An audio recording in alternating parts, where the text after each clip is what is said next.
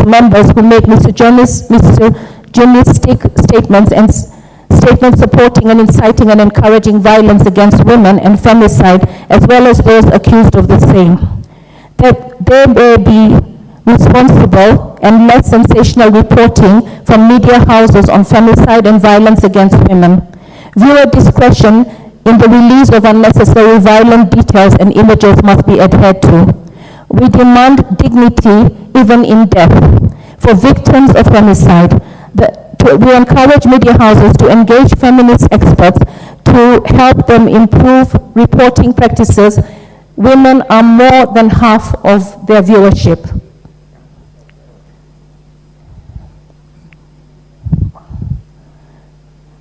Thank you, Madam Speaker. And with that, I would like now to call the Honorable South MP, Karoli Omondi, to second the motion.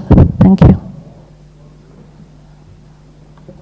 I thought members are simply debating on the points, but you may proceed, Karoli Omondi. Thank you very much, Honorable Speaker. I think I stand to contribute to this motion for the simple fact that men should also be counted at this particular time. If we leave it purely to our sister colleagues, it would look like this nation, the males don't care. Honorable Speaker, the distinction between femicide and the other typical acts of violence against women is the gender content, where a crime is committed against a particular woman or women because of gender considerations by the perpetrator of those violent acts.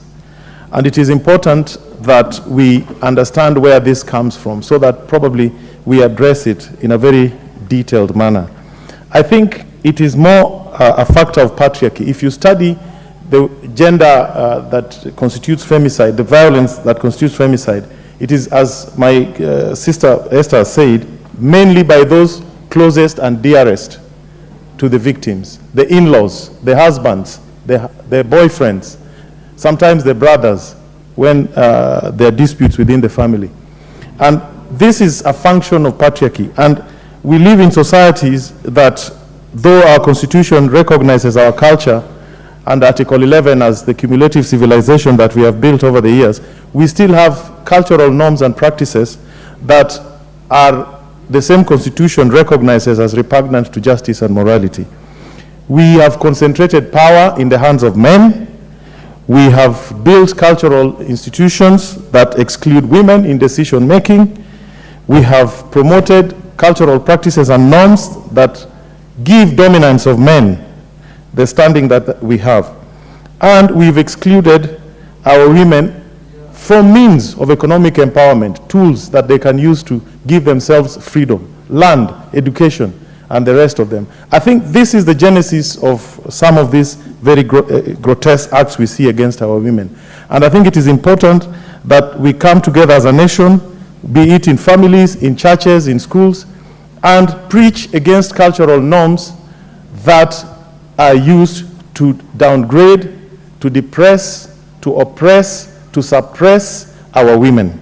And I think we should not be shy about it, whether we are uncomfortable with those truths, but it is patriarchy that is promoting some of these grotesque acts that we have. I would also like to urge this House that we come together and find a way of working on a bipartisan manner so as to put certain mechanisms. We should have a national register of all persons who have been convicted of gender-based violence crimes. And that should be the first point of call. It should give us a warning, as a signal, as to who is likely to commit a femicide. We should also go and strengthen international cooperation. The case of this gentleman who has recently been rearrested and is awaiting deportation to America clearly demonstrates. And those of you who are old enough, you will remember in the old days how a lot of our women were killed by soldiers, foreign soldiers who used to come and take holiday in Mombasa. They used to just murder them and get away with it. And I think we need to strengthen international cooperation mechanisms to deal with this. At this particular time, we need to call upon the DCI, the National Police Service, to refocus their gender-based violence desks, also to strengthen their capacity to investigate cases of femicide.